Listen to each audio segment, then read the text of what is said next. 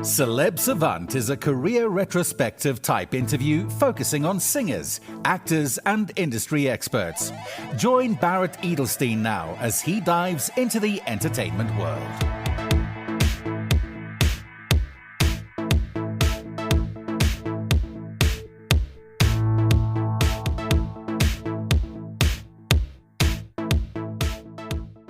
Massive Wagons are a high-energy rock band from the UK, known for their punchy blend of classic rock, glam and modern hard rock attitude. Formed in 2009, the band built their reputation the old school way through relentless touring, grassroots support and a strong connection with fans. The band's current lineup includes Baz Mills, Adam Thistlethwaite, Alex Thistlethwaite, Stevie Hole and Adam Bauskill. The band began gaining wider recognition in the mid-2010s with albums like Welcome to the World in 2016 and Full Nelson in 2018, the latter marking a breakthrough moment as it climbed the UK rock charts. Their 2020 album House of Noise further cemented their status in the UK rock scene, reaching the top 10 of the UK album charts. Their relentless touring schedule has seen them share stages with Miles Kennedy, The Darkness, Lynyrd Skynyrd, and Status Quo, as well as performing at major festivals including Download, Wacken, Grasspop, and the Monsters of Rock cruise in America. In 2026, they released the landmark album Live at the Great Hall. Up next on Celeb Savant, we've got Baz Mills from Massive Wagons. Where in the world are you and how are you doing? Where in the world am I? Well, I'm in the UK, in the north of England. On the northwest coast, a place called Morecambe. It's absolutely lashing with rain here. It always does. But apart from that, I'm good. Thank you. All the better for seeing you. Thank you. How, where, and in what way was the name Massive Wagons chosen? Who chose that? Oh, my word. Well, it's a ridiculous band name, to be honest. It was a name just chosen off the cuff. We were originally in a covers band. It was a different lineup. It was 17 years ago now, and we had a small gig. And we were asked to play a gig in a small working men's club in the UK, like a little tiny bar. We only had about 10 songs, and we needed a name, and we didn't have a name. Me and Adam Bauskill, the bass guitar player, we both drove wagons for a living, so that's basically where it came from. Really, yeah, it was just a stupid off the cuff made up name for the moment, and then it's just stuck. Really, yeah. You mean you drove those old-fashioned wagons? Yeah, well, we call them wagons in the UK, like lorries, like, big, huge trucks. Okay, yeah. So not the horse and wagon. I was picturing you hitting with the horse. And no, nothing like that. Okay, so let's rewind. For you personally, at what age, whether it's a child or teenager, did you think, okay, I want to be in this music world? Then how did you meet the rest of the guys from the band? Let's unpack the journey. Well, I'm from a small town called Carnforth originally, and we all lived in the same place, and we all kind of knew each other because it's obviously a small village. Anyway, so all the musicians kind of know all the musicians, if you like, and we all used to go out drinking together. And I wasn't in the band from the very start. Adam, the guitar player, the original guitar player, Carl, and another drummer used to play some covers together, and they didn't have a singer, so. One evening, drinking lots of beers, I decided I would have a go at singing.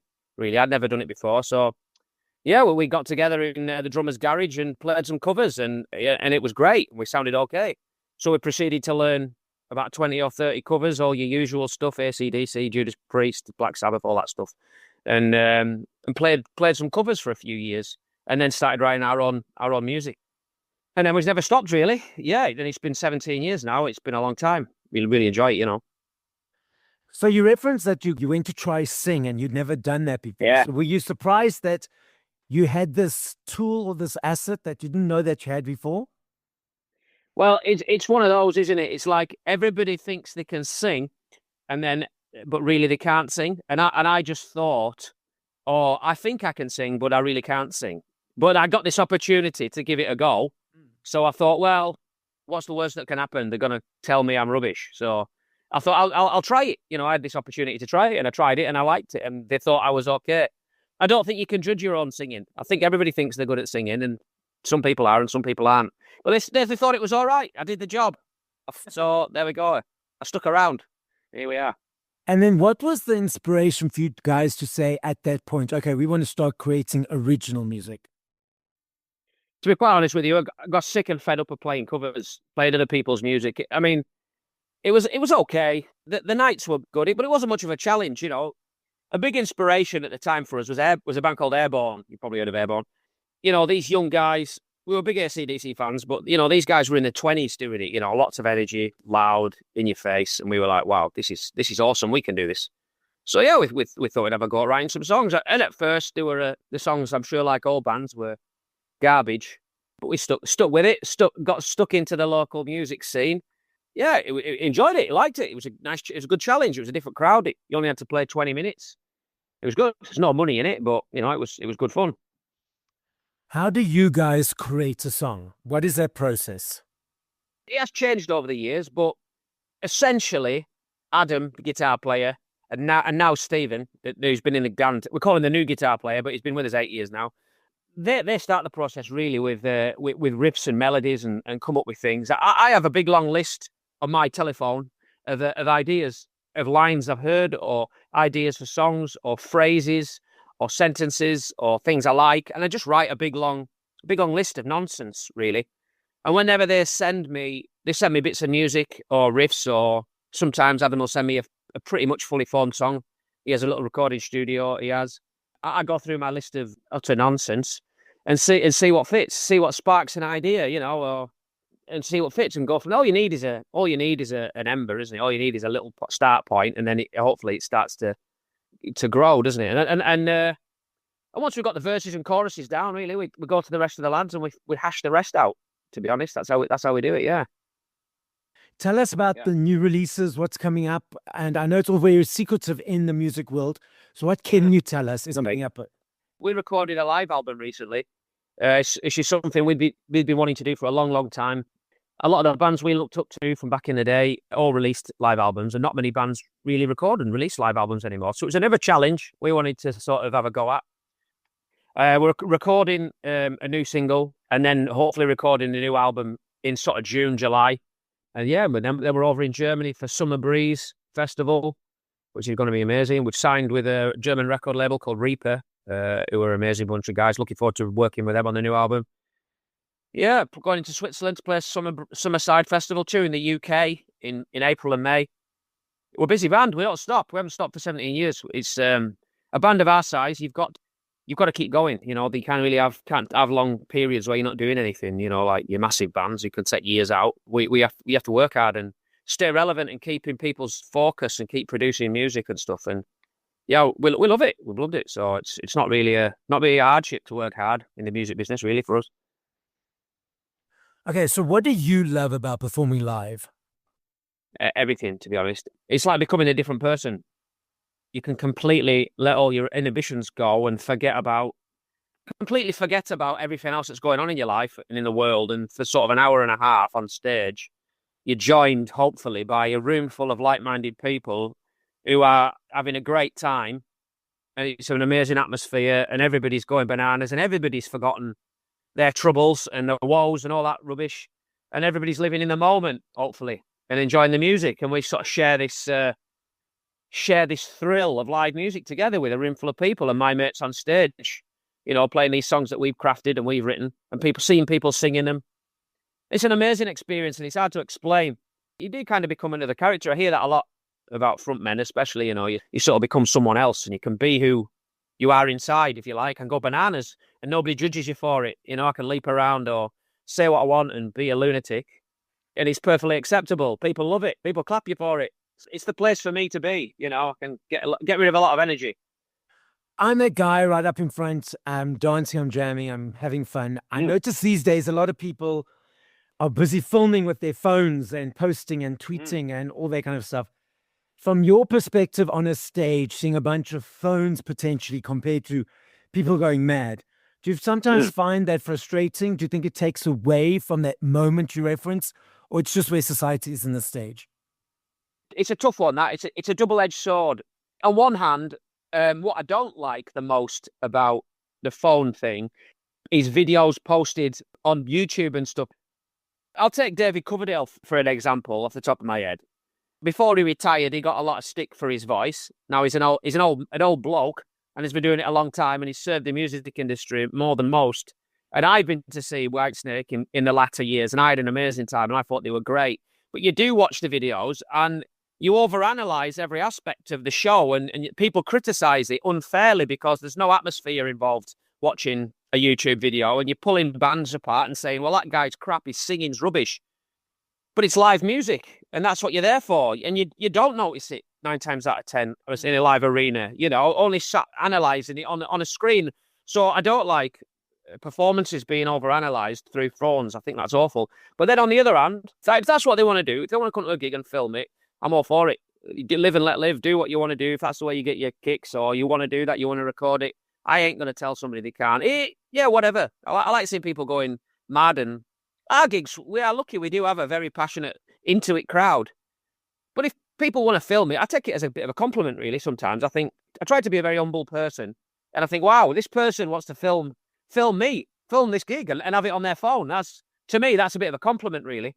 So I don't really know how I feel about it ultimately, but I try to ignore it. I try to embrace it. I try not to let it bother me, because there's more to life than what people do with their phones, really, But I understand artists' frustrations with it. I really do. But, people want to bring a phone to a gig. That's not for me to tell them not to, really. That's their business, isn't it? Obviously, you bring the same intention, same energy into every performance. What's the difference for you when you perform your own sort of headline shows compared to performing at a festival, compared to maybe potentially opening up for another artist? Essentially, when it comes down to the 5 members of the band, there's no difference. There's no difference in terms of performance. I mean, obviously, your set length is a lot different. You play opening for a band, you're going to be playing for less time. Festivals might only be 40 minutes, an hour. Your headline slot will be an hour and a half. So the set will change a lot. When we do our shorter sets, we put a lot more energy. Try and put a lot more energy into it, the faster, more energetic songs, get the point across. There's sometimes not as much production, so you haven't got any production to rely on, your lights and staging and stuff when it's not your own show. But in terms of the 5 guys on stage, yeah, it's the same fire, the same passion, the same energy. Don't really care who we're playing with. You book us to come and play before you, then as far as I'm concerned, and I don't think it sounds big-headed or egotistical, but I'm going to make you work for it. Like, you ought to be good. And I don't expect any support bands we have to make it easy for us either. I want to go on after a band that make us work hard and go, wow, they were good. We're going to have to really pull the stops out tonight. I like all that. I like that. I want to give people value for money. I want people to have a good time. That's what I want.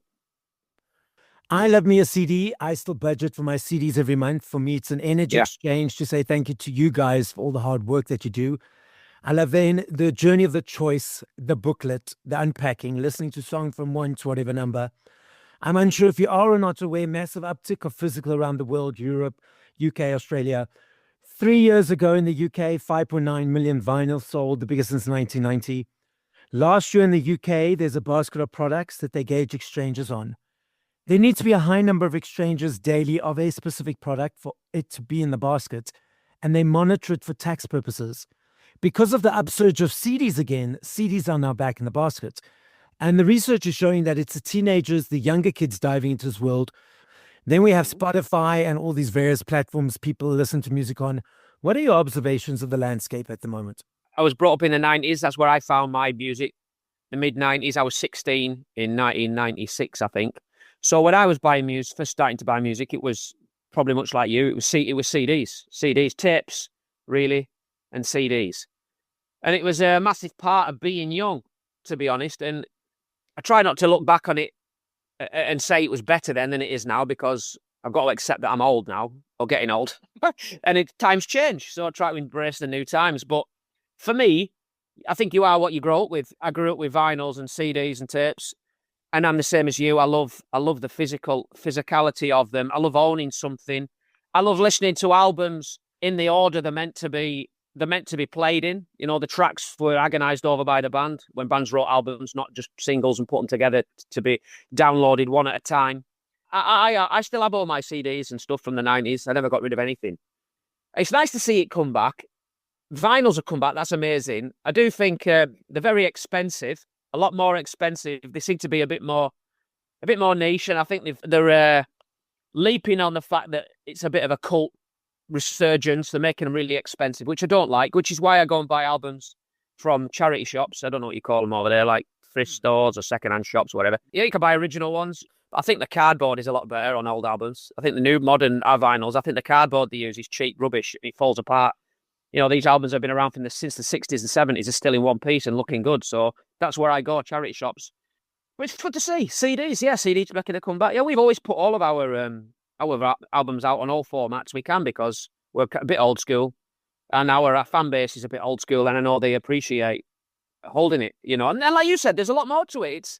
It's an experience. You're getting the pictures. I used to love the pictures and the photographs inside, and I used to read all the words and the thank yous and all that stuff. It's interesting if you're really into something, and it's lost.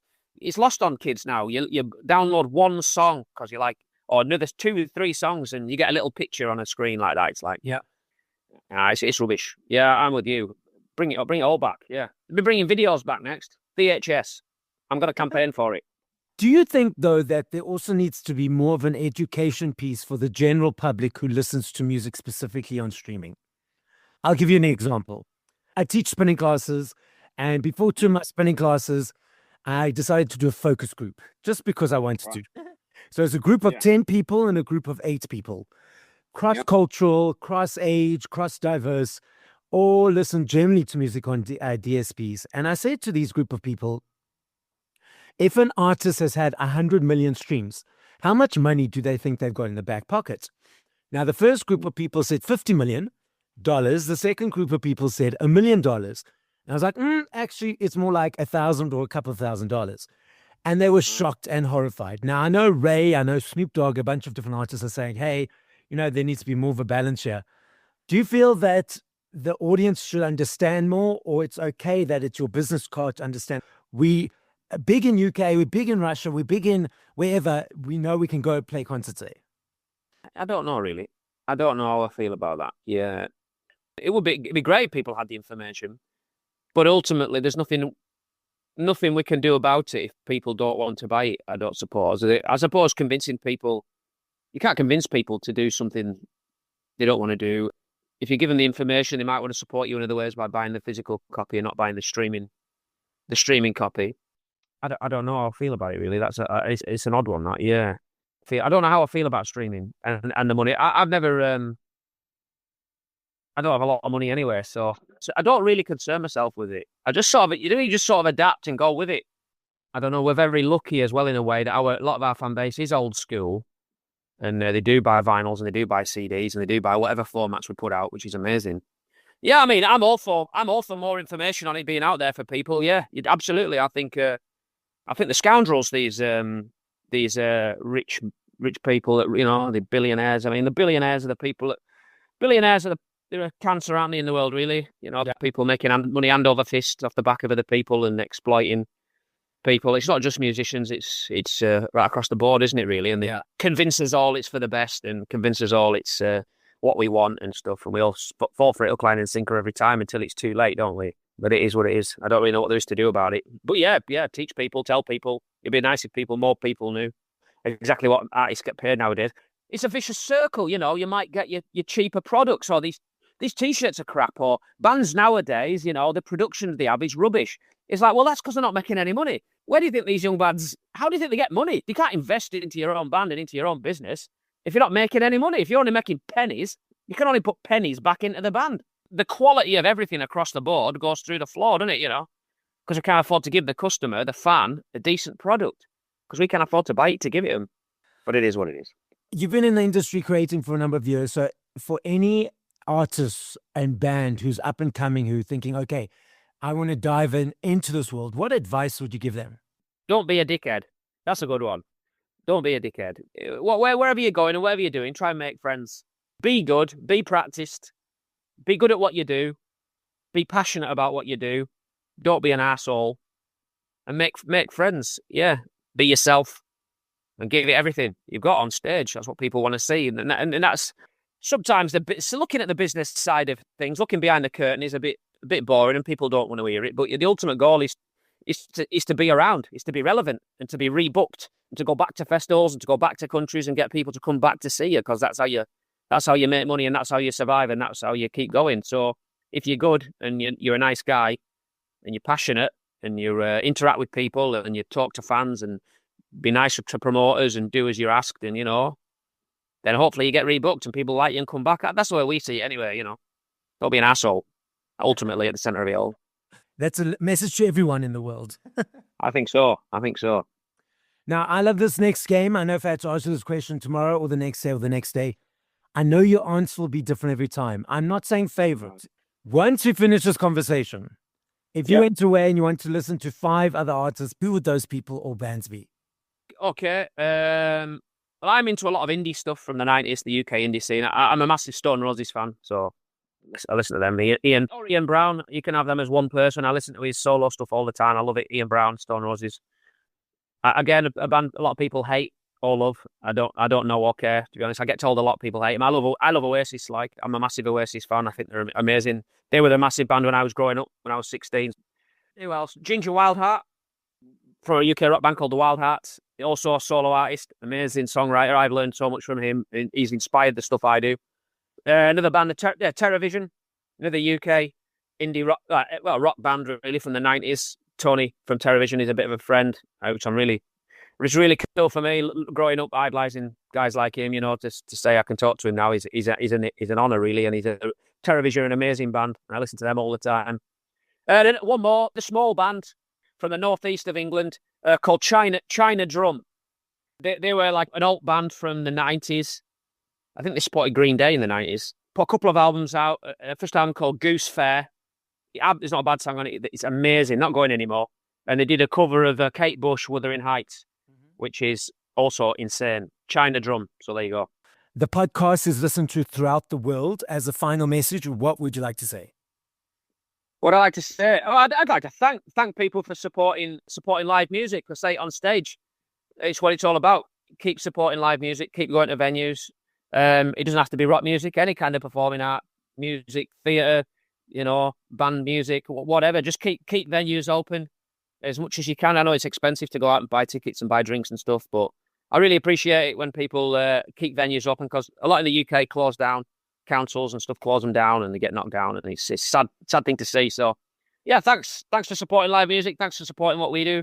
Thanks for listening to music, and make sure we keep art relevant and alive, really, because everybody seems to want to close it down and take chunks out of it, really. So yeah, you're allowed to enjoy yourself as well, so make sure you do.